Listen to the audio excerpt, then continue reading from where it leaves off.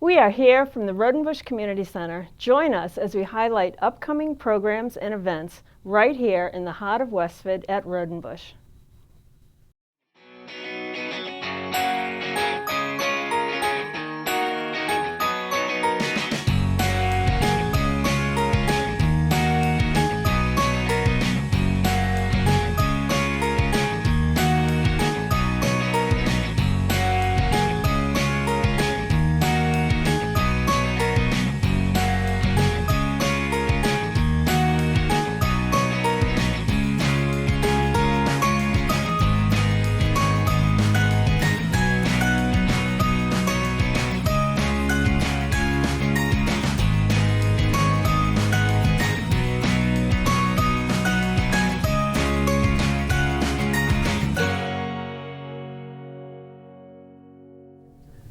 Hi, I'm Donna Deschenes, and this is Ellen Wright. We're here today with the owner of Fingers and Paws Dog Training, Lisa Bert. Lisa runs a lot of training classes at Roudenbush and for all levels and all ages of dogs. So be sure to check it out at roudenbush.org. Today she's going to tell us a little bit about the style of training she uses and also demonstrate with her dog Maya. So Lisa, maybe you can just tell us, why do people need to train their dogs? Well, dogs should have manners. It allows them to expand their world and not just exist in their homes. They can get out and about, they can go places. People like dogs that have manners. But dogs are born with canine instincts into a human world, so it's unfair for us to expect that they're going to understand how to behave when they first come into a household. Right. So we use training as a method of communication to teach the dog what our expectations are. Okay, so what is a qualified professional trainer? How would we know? So there are a lot of different trainers out there. Part of what's difficult about my industry is that there isn't any certification board per se. Anybody that decides that they want to be a dog trainer can just hang out a shingle. However, you certainly can find a qualified trainer by taking a look at what they list as their qualifications, what they've done for education, what they've done for certification. And there's a couple of different things that they can do. I am a graduate of the Karen Pryor Academy, which I paid for. It's like going to a private college. I go through a program, I'm tested at the end. If I pass, they give me a certificate. So that is a private certification. Beyond that, there are also ways to be independently certified, and those are like any person would go, let's say, to become a doctor or a lawyer or a nurse. And this requires you to take an exam from an independent organization and then to usually have continuing education units. So people that have done this have proven that they are maintaining their education and continuing to learn what the issues and developing trends are in the industry. I see. Okay. Lisa, what sort of training do you do? I'm a positive reinforcement trainer that uses clicker as a method of marking behaviors that I like. Marking behaviors is important because it really tells the dog, yes, that's it, that's exactly what I mean. And it really cleans up the communication for the dog. It helps the dog to understand what it is that you're asking of them. Can't people train on their own? They certainly can, and people do, but training can seem easy but turn difficult rather quickly. So what people often find is they start to train on their own, and then things aren't working quite the way that they expected. And often what I find is that the issue is that people think that they're communicating one thing to their dog, but what their dog is hearing or learning is actually quite different. And I teach on the principles of classical and operant conditioning. That is what positive reinforcement is about. And we need to make associations within the dog's mind between what we call cues and the behavior that they're performing. The problem is that sometimes we're reinforcing the wrong behavior. So for example, if we're focusing on what we don't want the dog to do and the dog is jumping on us, what we might do is say, no, stop. And in fact, from the dog's perspective, what are we doing? We're playing. Oh my gosh, she's paying attention to me. She's playing with me, yay! And we're reinforcing the very behavior that we don't want. So there's a lot of benefits then to formal training. There absolutely are. Another thing about positive reinforcement training is that it is a relationship building experience for both the dog and the owner. And it builds trust between the dog and the owner. So when it's done properly, the dog and the owner wind up with a much better overall relationship. It's a wonderful experience. So how do you get started finding the right trainer and what Well, age is a good age to start? If you've actually don't even have a dog yet, the first thing to do is to sit down and think about, well, what kind of dog fits into my household, what fits into my lifestyle? Because honestly, if you like hanging around and on the couch when you get home from work and you're just tired at the end of the day, you might not want a border collie. Yeah. That said, we often wind up with a dog in our household that maybe isn't quite what we expected, and that often is when I get a phone call. And that's fine. That's when you start saying, okay, what is going on here? What can I do to change things? You know, is this a management issue? Is it a training issue?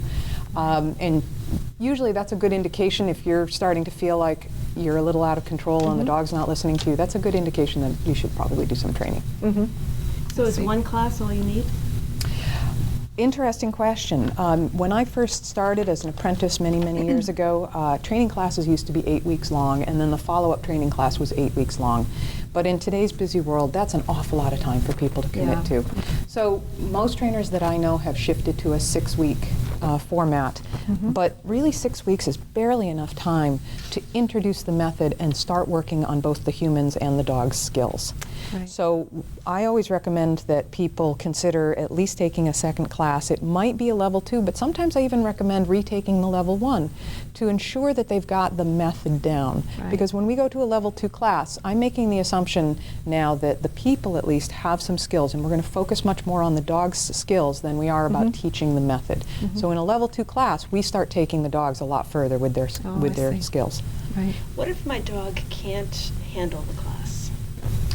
It happens. Actually, Maya's a great example. She came to me as a tornado at the end of a leash. And, you know, for some dogs, that is just such an overstimulating environment that it's really not a good choice. The dog's not going to be able to learn because the dog is too stimulated or perhaps a little bit afraid.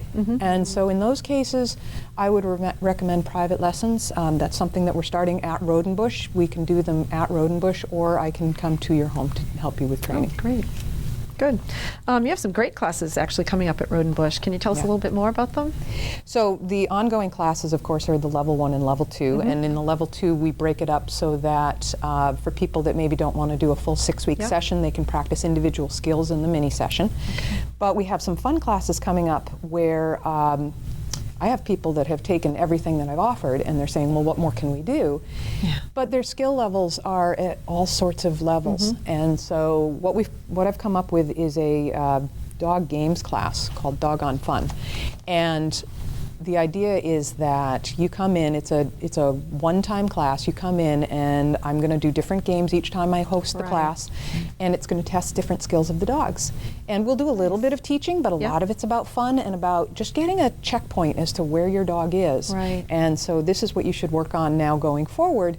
You know, maybe it involves taking another class, maybe it involves just doing a private lesson with me, or maybe it just involves you already know what you're doing and your dog just needs more work on this particular thing.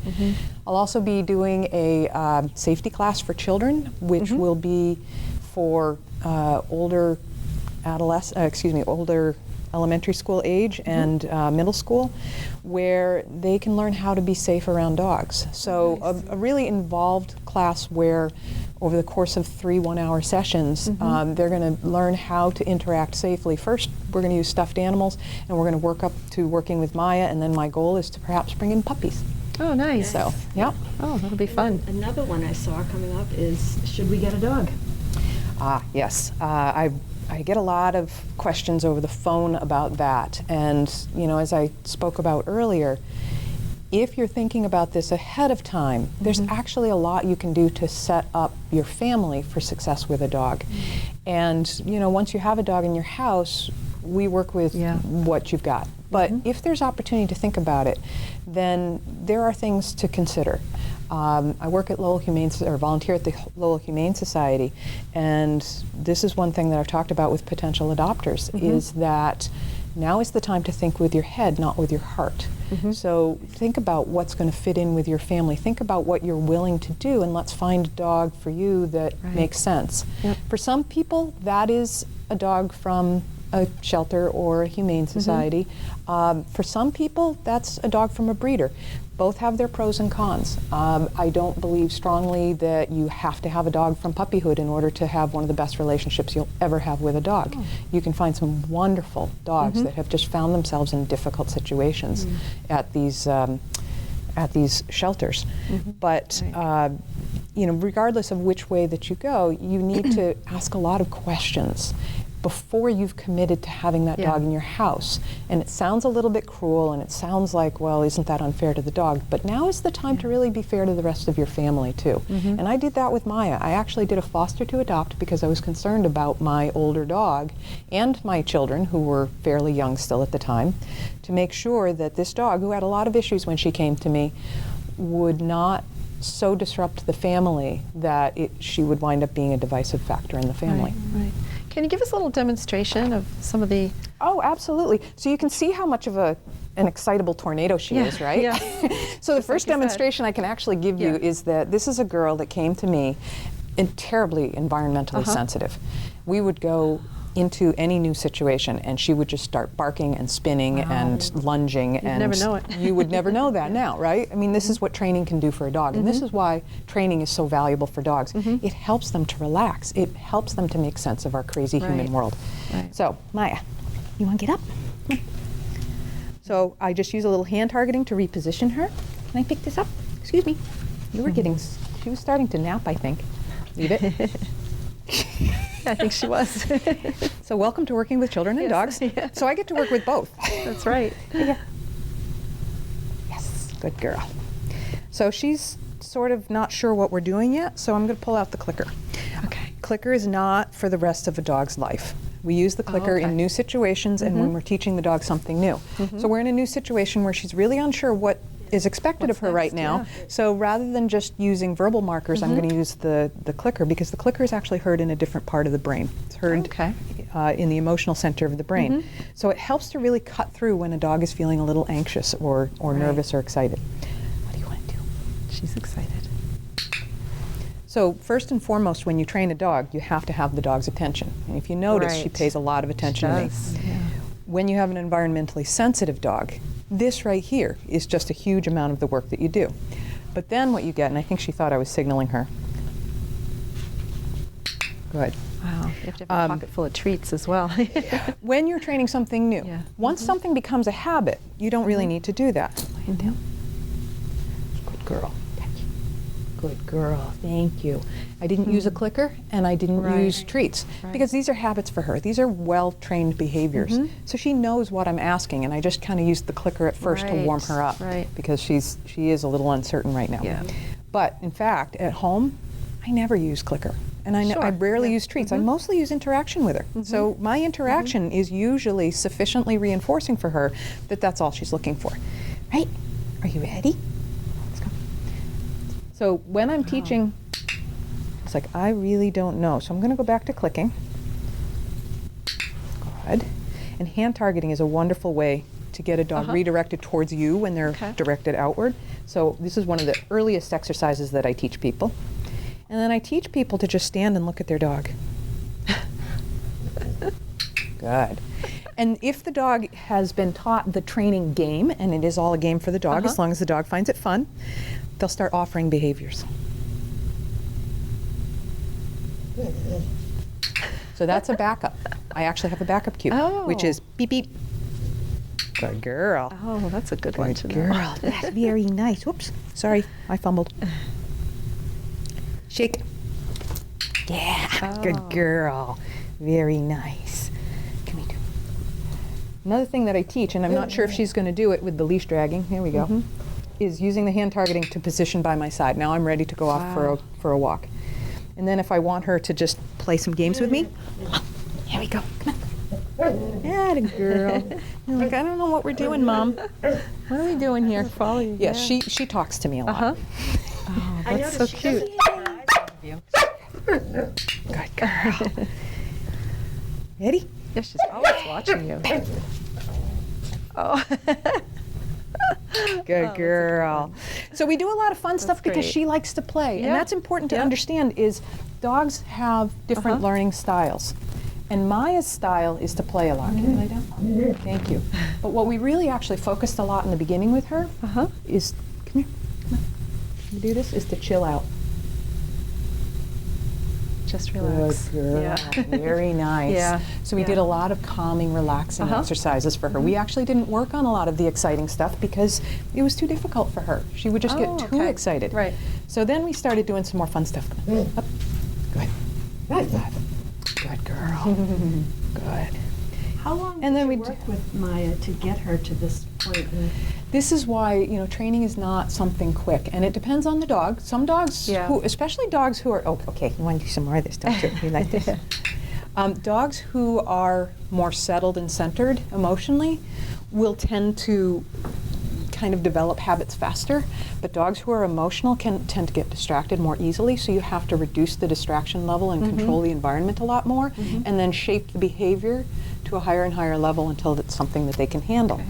I'm just going to give her something to do right now because she's otherwise going to stand there. Yeah, waiting. Thank you. Just wait right there for a minute. And I'm going to give her something because she was very good. She's great. That's awesome. Help me again. Sorry, what was I just saying? How long did it take Maya to get to this point? So it took a tornado. Yes, it took quite a bit actually. And when I started Karen Pryor Academy, she was still just very, very, what's the word? Jittery, Anxious, easily. maybe? Yeah. It didn't appear that she was anxious, which is something, again, that's very interesting. A lot of dogs are labeled as aggressive or excitable, and in fact, there's an underlying anxiety and fear there that's going on, which it took me a while to identify because of the way she behaved. But after just going back and relaying that foundation, we started building and building to the point where she had enough high-level skills to pass Karen Pryor Academy's stringent training standards with me, but still had a lot of difficulty with other dogs. And that is her ongoing issue, is that other dogs do make her nervous. And so that's an ongoing training thing for us. When we see other dogs, we work with her and we help her through her reactions and help her to stay calm. And you know, whereas we train for fun on a lot of other things or just to solidify behaviors, on that we're continuing, you know, throughout her life, we'll continue to help her feel comfortable around other animals. The most important part, though, is that through training, she's learned to trust me. And so when we've had sufficiently scary situations, I can get her behind me and get in between, and she doesn't try to engage the dog because she understands I've got it. And so a lot of the training that I do that I recommend for people, especially when I'm training one-on-one, is real practical learning. I mean, we do fun things like high five and give me a paw, but we also do things like let me be able to reach into your collar without you biting at my hand. Let me pick up your paw and separate your toes and look at your fingernails and maybe clip your toenails and let me clip your toenails. Let me look into your ears, lift your tail, grab at your tail if I have to, you know, so that the dog feels comfortable at a vet's office, at a groomer's office, or if they're charging out the door and I have to grab them you know, because they're escaping, that I'm not going to put myself at risk or terribly upset the dog because I've already trained for a lot of this. Oh, that's great.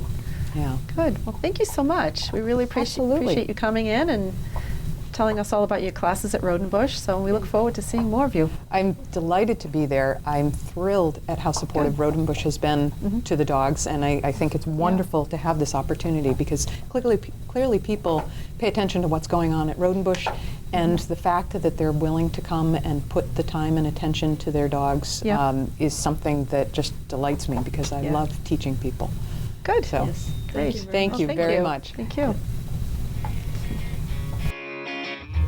Lisa, thank you so much for coming in. We learned a lot more about the classes that you have at Roadenbush. And if any of you own a dog or a puppy and you want to come in to see some of our classes and even do a demo with Lisa, she'd be happy to do that. You can learn more at roudenbush.org and or right in our brochure. And another event we have coming up is the Antiques Roadie Show, and that's happening at the Roudenbush Gym on Sunday, November 8th, and that's featuring Gary Somers from the PBS Antiques Roadshow. We'd love you to bring down some treasures or curbside finds and have you get them appraised by Gary.